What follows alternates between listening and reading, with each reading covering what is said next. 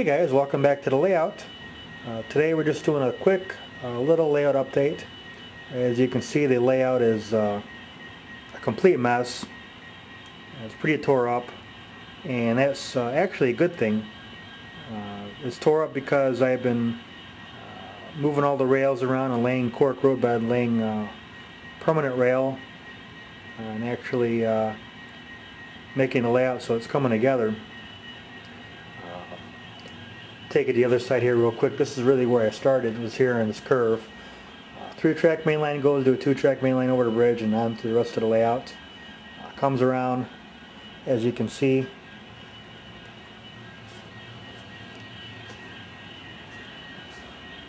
There's a nice little crossover here, entering the yard.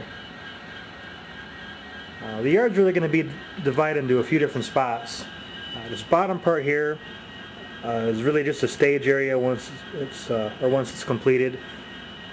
This top part here will be freight house for box cars and maybe whatever else I can stick in here, but that'll pretty much be a freight house area.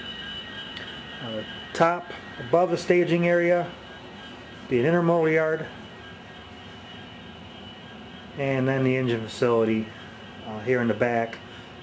Altogether, the yard should hold about 150 cars or so throughout the entire thing, not including the main line or the branch that'll come up back here. Now this crossover or crossing back here has come out pretty good, and there'll be another couple of crossings back there as the 3rd track for the main line comes through. There'll be 2 tracks that hook up to this one back here, which is part of the bypass. The 3-track, right now I know there's only 2, but a 3-track main line will curve around again. As you can see, it picks up there. There's another nice set of crossovers. This will be right in front of Union Station. This bottom part here will either be an industry or more likely it'll be a staging area for passenger cars and whatever the Metro and the Amtrak have there in front of Union Station. Union Station will be here, 6 tracks going inside of it, and again there'll probably be either an industry or staging here. I'm thinking industry here and passenger staging here, and they might flip around. There's a loop that comes here that brings it back around. The loop will be underneath this piece of plywood that's on its side over here. If you see my other videos, that piece of plywood belongs up on top of here. If you've been to Chicago Union Station, you know that the tracks go underground underneath Union Station. I want to simulate that as best I can here, as well as kind of hiding that loop a little bit so it's not as obvious. There's going to be a Digitrax AR1 reverse auto reverser here. Up along the back here, and that's basically because the current, and I may show this some more detail down the road, the 3-track main line all goes in the same direction, so I can have all these crossovers and a few more down the rest of the line, and it's a lot easier having the polarity all go in one direction when you do stuff like this instead of having a reverse loop or an auto reverser every time you do something like this. So that'll go here and along the back wall.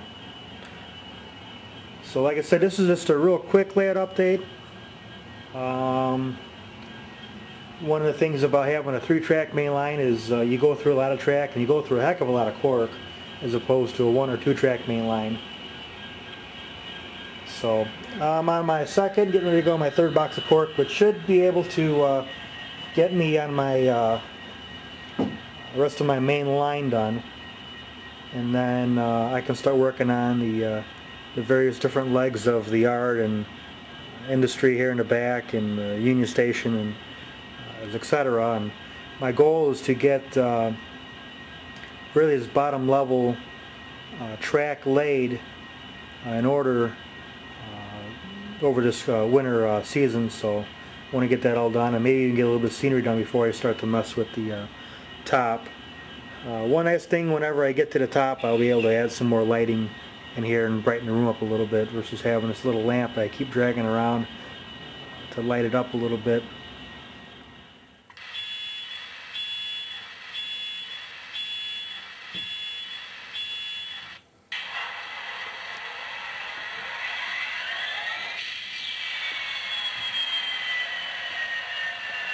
Okay guys, this is Nothing Genesis SD70 ACE.